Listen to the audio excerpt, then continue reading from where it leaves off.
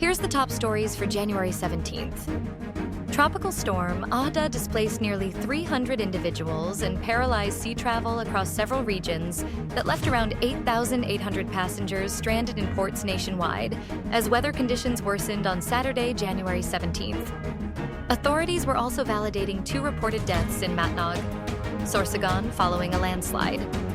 According to data from the National Disaster Risk Reduction and Management Council, as of 8 a.m. on January 17th, 120 families, or 297 individuals, were affected in Caraga, particularly in Agusan del Norte, where evacuation centers were activated.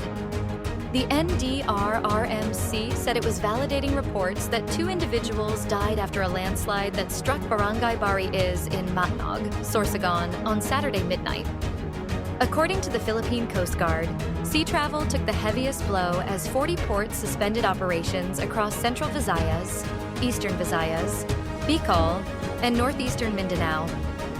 A total of 8,827 passengers were stranded along with 3,089 rolling cargos, 24 vessels, and 7 motorboats as of 12 noon. A total of 72 vessels and 35 motorbangkas have also taken shelter as a precautionary measure against the effects of the heavy weather, the PCG noted.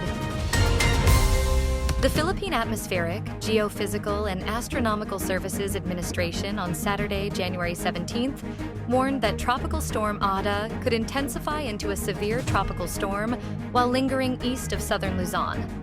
As of 11 a.m., the center of Eala was located 95 kilometers east-northeast of Virac, Catanduanes, or 220 kilometers east of Daet, Camarines Norte. It was moving northward at 15 kilometers per hour, with maximum sustained winds of 85 kilometers per hour near the center and gustiness reaching 105 kilometers per hour. PAGASA said the storm's current intensity is already capable of producing damaging winds across parts of the Bicol region and eastern Visayas. Minor to moderate impacts from gale force winds remain possible in areas under Tropical Cyclone Wind Signal Number 2, while minimal to minor wind impacts are expected in areas under Signal Number 1. PAGASA also noted that the raising of Tropical Cyclone Wind Signal Number 3 remains possible should Eala strengthen further. Thousands of devotees gathered around Santo Nino de Tondo Parish on Saturday, January 17th, ahead of the feast day of the Santo Nino, drawing large crowds throughout the day. Drone footage from the Manila Disaster Risk Reduction and Management Office showed dense crowds surrounding the church. As of 12 noon, an estimated 12,000 people had already participated in the pre-feast celebrations. One of the highlight events was the annual Lakbayao procession, which drew around 4,200 devotees who joined the religious walk as an expression of faith and devotion to the Santo Nino. The procession passed through major streets in Tondo under the close monitoring of authorities. Personnel from the Manila DRRM office, the Philippine National Police, and barangay volunteers were deployed to manage crowd flow and ensure public safety throughout the activities.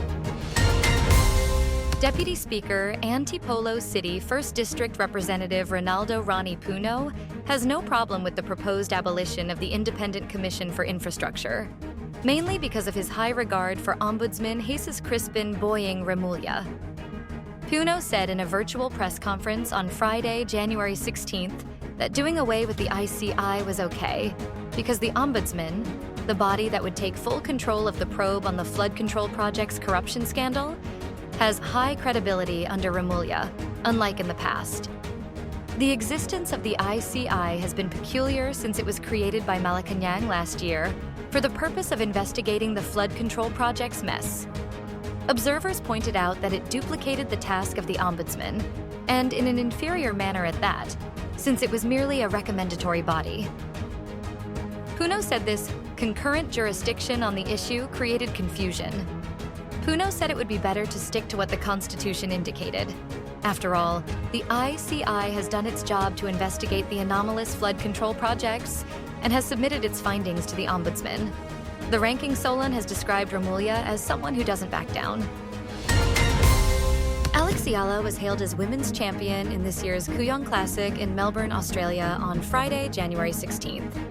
The event made the announcement on social media with an image of the 20-year-old Eala holding the Ivan Gulagang Kali Trophy, which served as a tribute to the former Australian tennis star who rose to prominence on the WTA Tour in the 1970s and early 1980s with 7 Grand Slam singles titles. The one-time WTA 125 champion took home the trophy after she outshone a new 2024 Paris Games silver medalist Dana Vekic of Croatia, 6-3, 6-4. Eala is currently ranked number 49 in the WTA, should use the victory as a motivation for her maiden main draw appearance in the Australian Open starting this weekend. Stay updated with the latest news. Visit our website at www.mb.com.ph or follow us on social media. Thanks for tuning in to the Manila Bulletin Daily Rundown.